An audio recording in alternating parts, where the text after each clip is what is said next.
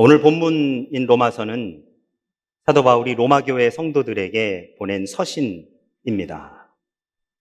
예수 그리스도를 믿음으로 의롭게 된다라고 하는 기독교의 핵심 교리를 가장 체계적이고 완벽하게 전해주는 것이 이 로마서라고 할 수 있습니다. 근데 여러분, 1차 전도 여행을 갔을 때 세운 교회 중에 하나인 이 갈라디아 교회를 향해서 사도 바울이 갈라디아서를 썼는데요. 여러분, 갈라디아서를 읽어보시면 갈라디아서가 로마서의 축소판, 반대로 로마서는 갈라디아서의 확장판임을 우리가 보게 되어집니다. 갈라디아서를 써서 갈라디아 교인들, 이제 막 예수를 믿기 시작한 갈라디아 교인들에게 신앙이 무엇인지에 대해서 알려주고 싶었었던 바울이 이제 로마 교회 교인들에게 로마서를 씀으로 인해서 무엇이 진정한 신앙인지, 무엇이 진정한 믿음인지에 대해서 썼었던 것이 바로 이 갈라디아서 그리고 로마서가 되어집니다. 갈라디아서와 로마서 두 가지가 같은 주제를 가지고 있는데요. 그것을 한 단어로 이야기해보면 바로 복음이라고 할 수 있습니다. 바로 이 복음에 기초해서 사는 삶, 진정한 그리스도인의 삶을 전해주고자 바울이 로마서를 썼다라고 그렇게 이야기할 수 있죠. 그래서 로마서 1장부터 11장까지는 이 신학, 소위 복음이 무엇인지, 어떤 것을 우리가 복음이라고 하는지에 대해서 신학적으로 잘 정리해 주었다고 한다면 12장부터 마지막 16장까지는 그 복음에 기초한 삶이 무엇인지에 대해서 사도 바울이 기술하고 있는 것이다 라고 그렇게 볼 수 있습니다. 예수님께서 복음을 증거하셨다고 한다면 이 복음을 체계화시키고 소위 학문화해서 신학이라고 하는 학문이 처음 생겨나기 시작했을 때에 첫 번째 신학자를 모든 신학자들은 다 바울이 첫 번째 신학자다라고 그렇게 이야기를 합니다.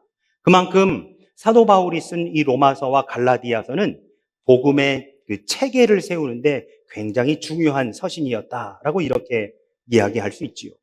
방금 제가 말씀드린 것처럼 이 로마서의 중심 주제는 바로 복음입니다. 근데 여러분, 이 복음이라고 하는 것의 정의, 데피니션이 소식이잖아요. 좋은 소식, 아름다운 소식, 복된 소식, 죄인된 우리를 구원하시기 위해 하나님의 아들이 이 땅에 오시어서 십자가를 지셨다라고 하는 좋은 소식, 그리고 그분이 죽으신 지 3일 만에 부활하셨다라고 하는 아름다운 소식, 그래서 죽을 수밖에 없었던 우리가 새로운 생명을 얻게 되었고 그리고 영원한 생명을 얻었다는 바로 그 복된 소식이 바로 복음이 되어집니다. 그런데 이러한 복음에 대해 바울은 자신을 뭐라고 고백하느냐? 1절에서 이렇게 고백합니다. 예수 그리스도의 종 바울은 사도로 부르심을 받아 하나님의 복음을 위하여 택정함을 입었다라고 그렇게 고백하고 있습니다.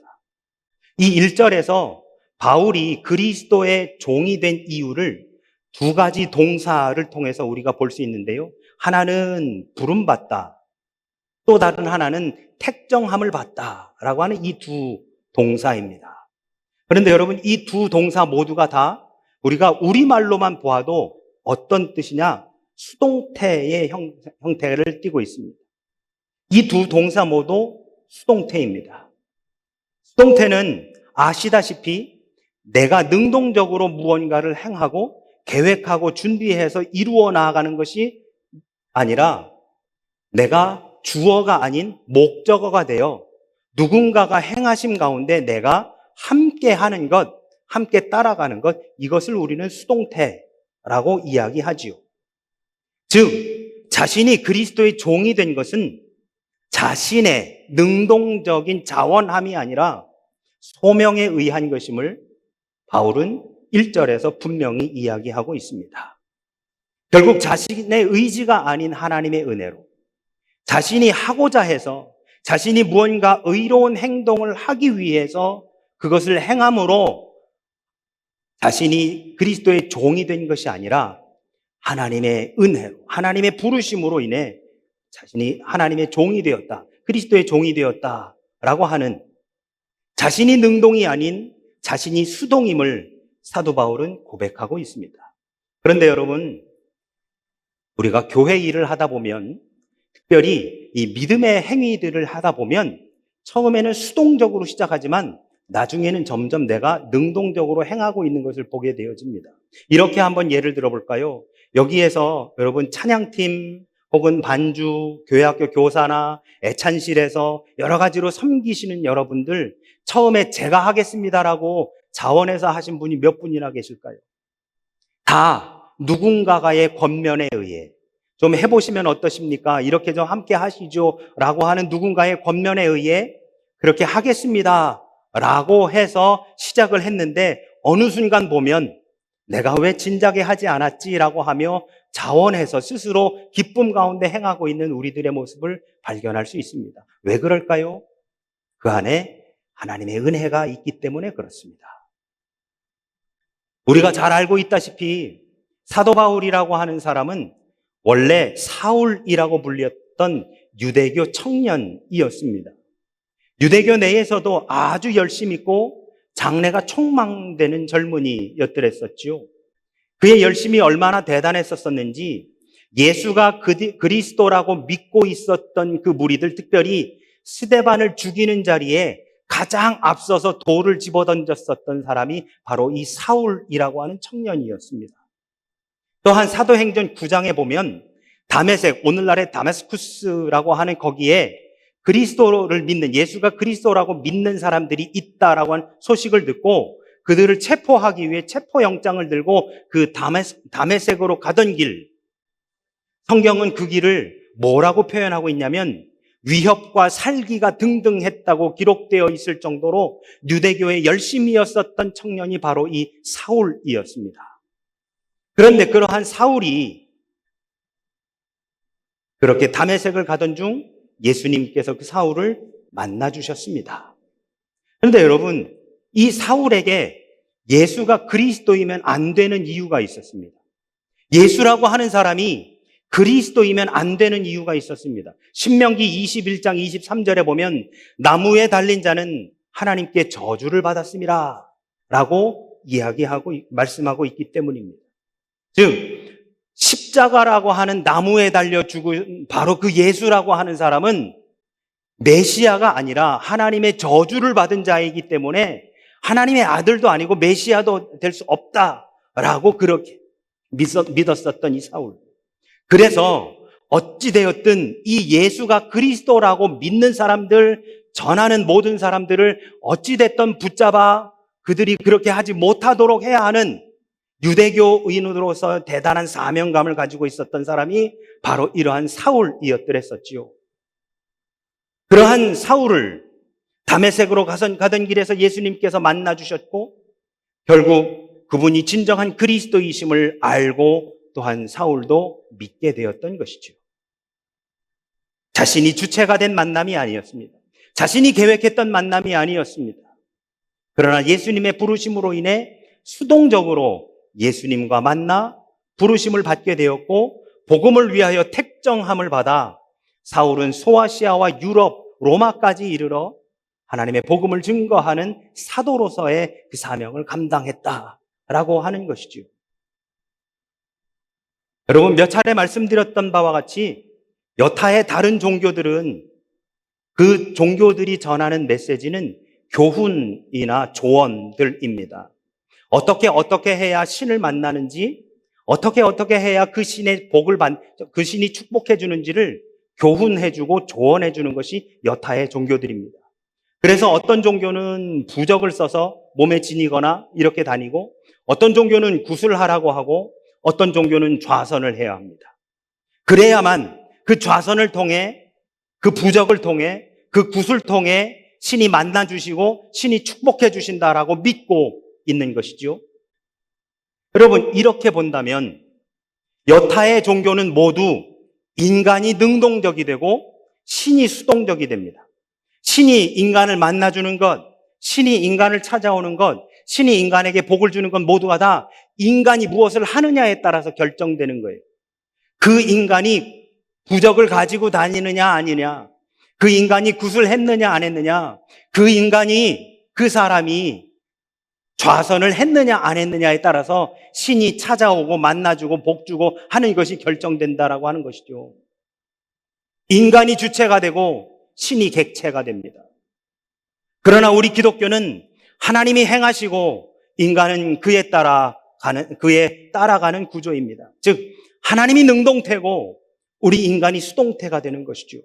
하나님께서 주체가 되어 무언가를 해나가시면 우리 인간은 객체가 되어 주체이신 하나님을 따라가는 구조가 되는 것입니다. 그도 그럴 것이 아까 나눈 것처럼 복음은 소식이니까요.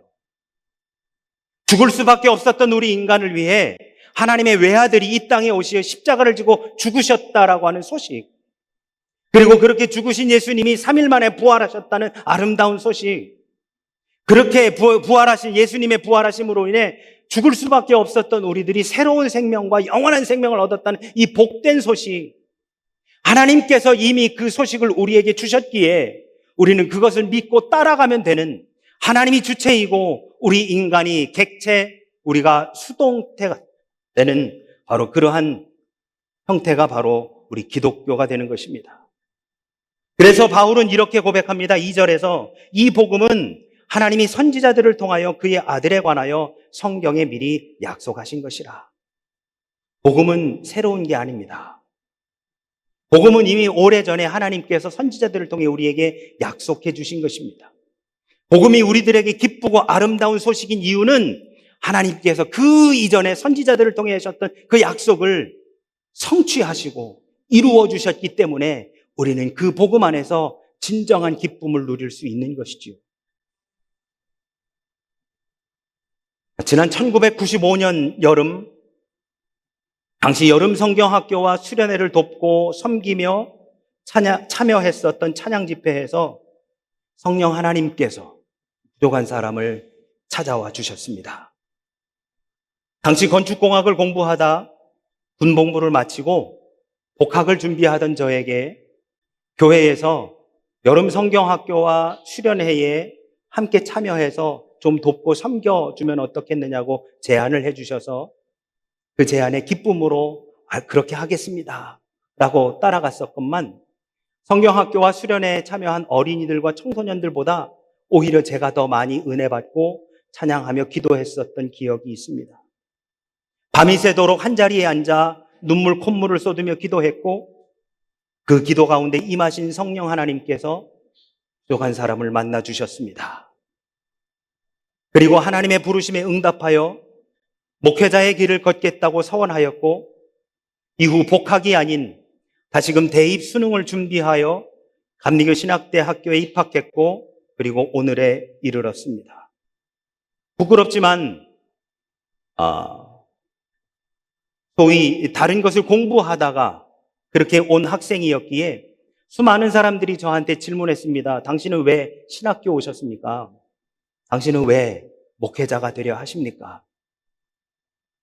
저는 그러한 질문에 서슴없이 이렇게 대답했습니다. 제가 하나님께 복 받으려고요. 제가 목회함으로 하나님께 복 받으려고요. 솔직히 죽어가는 영혼은 잘 모르겠습니다. 가난하고 소외되고 병든 영혼을 사랑해야 한다? 잘 모르겠습니다. 그러나 한 가지 분명한 것은 제가 목회를 하고 말씀을 전함으로 인해 제가 하나님께 복을 받고 싶습니다 라고 생각했었습니다. 그러나 지난 7월 이후 우리 영광교회 목회를 정리하기로 하고 기도하며 2달 가까운 시간을 보내면서 하나님께서 제가 얼마나 크게 착각하고 잘못 생각하고 있는지를 깨닫게 해 주셨습니다. 그것은 제가 복을 받으려고 목회를 하는 것이 아니라 이미 복을 받았기에 목회를 할 수 있다라고 하는 것이었습니다. 제가 주체가 되어 목회를 하고 하나님이 객체가 되어 제가 목회하는 것에 대해 복을 주시는 것이 아니라 하나님이 주체가 되어 이미 구원하셨고 복을 주셨기에 그로 인해 제가 목회를 할 수 있게 되었고 여기에서 복음을 선포할 수 있었으며 여러분을 섬길 수 있었다라고 하는 것이었지요. 저는 제가 주체라고 착각했었습니다. 제가 하는 것이라고 오해했었습니다. 그러나 하나님 바로 당신이 주체이심을 깨닫게 해 주셨습니다. 여러분, 우리가 주체가 아닙니다. 내가 능동이 아닙니다. 하나님이 능동이며 하나님이 주체이십니다. 우리는 하나님께서 능동이 되시고 주체가 되신 바로 그 모든 계획과 행위 앞에 우리는 객체가 되고 수동이 되어 따라가는 것이지요. 지금 나의 삶이 힘들고 어려운 것은 내가 주체가 되고 내가 능동이 되어 있기 때문입니다. 내가 주체이고 내가 능동이기에 우리의 삶은 힘들고 고달플 수밖에 없습니다.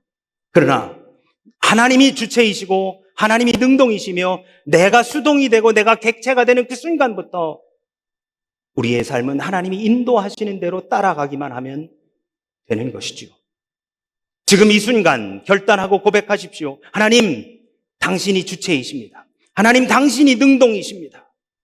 하나님의 행하심 가운데, 하나님의 역사하심 가운데 부족한 우리를 이끌어 주시옵소서. 바울은 6절에서 이렇게 선언합니다. 너희도 그들 중에서 예수 그리스도의 것으로 부르심을 받은 자니라. 여러분, 우리는 예수 그리스도의 것입니다. 예수님께서 마음대로 사용하실 수 있는 예수님의 소유입니다. 그러므로 주인 되신 주님이 능동이고 우리 소유된 우리는 수동이 되어지는 것이지요. 내가 내 삶의 주인이 아닙니다. 내가 주체가 아닙니다. 내가 능동이 아닙니다. 하나님께서 주인이시고 하나님이 주체이시며 예수 그리스도께서 능동이신 것입니다. 존 스토트 목사님이 쓴 나는 왜 그리스도인이 되었는가라고 하는 책을 읽어보면 이런 글귀가 담겨져 있습니다. 우리가 만약 그리스도인이라고 한다면 그것은 우리가 그리스도를 믿기로 결단했기 때문이 아니라 그리스도가 우리를 사랑하기로 결심했기 때문이다. 내가 주체가 되어 예수를 믿는 것이 아니라 주님이 주체가 되시어 우리를 용서하기로, 우리를 사랑하기로 결심하셨다라고 하는 것이죠. 여러분, 우리는 주님이신 예수 그리스도로부터 부르심을 받은 사람들입니다. 하나님의 복음을 위하여 택정함을 입은 사람들입니다. 이는 목회자나 선교사들만을 의미하는 것이 아닙니다. 우리 모두가 우리 각자의 삶의 자리에서 예수 그리스도의 부르심을 받은 자들이요 하나님의 백성이며 예수 그리스도의 제자들인 것이지요. 그러므로 우리가 복음으로 살아가는 것은 우리에게 주어진 특권이며 기쁨이고 영광이 되는 것입니다. 인간으로서 예수님은 분명히 죽으셨습니다. 그러나 죽으셨던 예수님은 성결의 영으로 부활하셨고 하나님의 아들로 선포되셨습니다. 복음이 진정한 기쁨이 될 수 있는 것은 바로 예수 그리스도의 부활이 있기 때문입니다. 예수님은 단순한 인간이 아니라 하나님의 아들이십니다. 예수님이 하나님의 아들이시기에 우리를 죄로부터 구원해 주시고 새 생명을 주셨으며 영원한 생명으로 우리를 인도해 주시는 것입니다. 바로 그러한 복을 우리가 받았기에 우리가 오늘의 삶을 살아갈 수 있는 것이지요. 그 복이 우리에게 먼저 주어진 능동이고 우리가 오늘을 살아가는 것이 그에 따르는 수동이 되는 것입니다. 사도 바울은 하나님의 아들로 선포된 그분을 내 주 예수 그리스도가 아니라 4절에서 우리 주 예수 그리스도라고 선포하고 있습니다. 즉 당시에 이 편지를 읽을 로마교회 성도들에게 너와 나를 따로 분리하는 것이 아니라 우리 주 예수 그리스도라고 하며 로마교회 공동체와 자신을 하나의 공동체로 하나의 믿음으로 묶고 있습니다. 이것은 당시 바울과 로마교회 교인들만의 문제가 아니라 당시 바울과 로마교회 교인들 그리고 오늘을 사는 우리들 모두를 다 통칭하는 것이라 여겨집니다.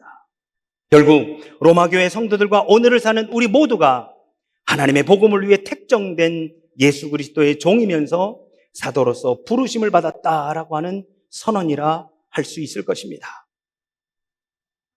잘해보고 싶었습니다. 그리고 인정받고 싶었습니다. 하지만 가장 큰 문제점이 있었으니 주체이신 하나님이 주체이심을 점점 망각해가고 있었더라라고 하는 것이죠. 그 주체이신 하나님을 온전히 바라보지 못하고 제가 주체라고 생각했었습니다. 이제부터라도 제가 주체가 아닌 하나님이 주체이시고 저는 하나님의 도구임을 온전히 고백하며 나아가고자 합니다. 사랑하는 우리 영광교회 모든 성도 여러분, 혹시 기억하십니까? 제가 여러분과 함께 나누었었던 첫 번째 말씀의 본문도 로마서였습니다. 그때의 제목이 Therefore, 그러므로 였습니다. 우리의 예배나 기도나 찬양이 원인이 아니라 그것은 결과라고 하는 것이었지요. 내가 예배하고 기도하고 찬양하고 헌신함으로 하나님께서 무언가를 해주시는 것이 아니라 하나님께서 이미 당신의 외아들을 우리에게 보내주시어 우리를 살려주시고 구원해 주셨기에 우리가 예배하고 찬양하고 기도하고 헌신할 수 있다라고 하는 말씀이었습니다. 그래서 하나님께서 우리를 구원해 주셨기에 그러므로 예배하고 찬양하고 기도하고 헌신합시다 라고 하는 말씀이었습니다. 하나님은 우리가 무언가를 행함으로 우리를 기뻐하시거나 우리를 사랑하시거나 우리를 축복하시는 것이 아닙니다. 창세기 1장은 이렇게 이야기합니다. 하나님께서 우리 인간을 창조하시고 보기에 심히 좋았더라 라고 말씀하십니다. 그 하나님은 우리를 존재 그 자체만으로 기뻐하시고 사랑하시며 복 주시는 분이시다 라고 하는 것이지요. 우리 존재 자체만으로 기뻐하시는 하나님. 우리가 무엇을 행함으로 그래서 그것을 평가하시어 잘하고 못하고 그래서 잘했으니 복 주고 못했으니 벌 주고 하는 것이 아니라 우리의 존재만으로도 기뻐하시는 바로 그 하나님, 바로 그 하나님께서 우리를 구원하시고 우리를 기뻐하시며 우리를 사랑하시는 줄로 믿으시기를 바랍니다. 오늘 본문 7절에서 바울은 이렇게 고백합니다. 로마에서 하나님의 사랑하심을 받고 성도로 부르심을 받은 모든 자에게 하나님 우리 아버지와 예수 그리스도로부터 은혜와 평강이 있기를 원하노라. 부족하지만 여러분을 이렇게 축복하고 싶습니다. 싱가포르에서 하나님의 사랑하심을 받고 성도로 부르심을 받은 영광교회 모든 성도님들께 하나님 우리 아버지와 주 예수 그리스도로부터 은혜와 평강이 있기를 원합니다. 여러분 모두에게 이러한 은혜와 평강이 있으시기를 예수 그리스도 이름으로 축원합니다. 아멘.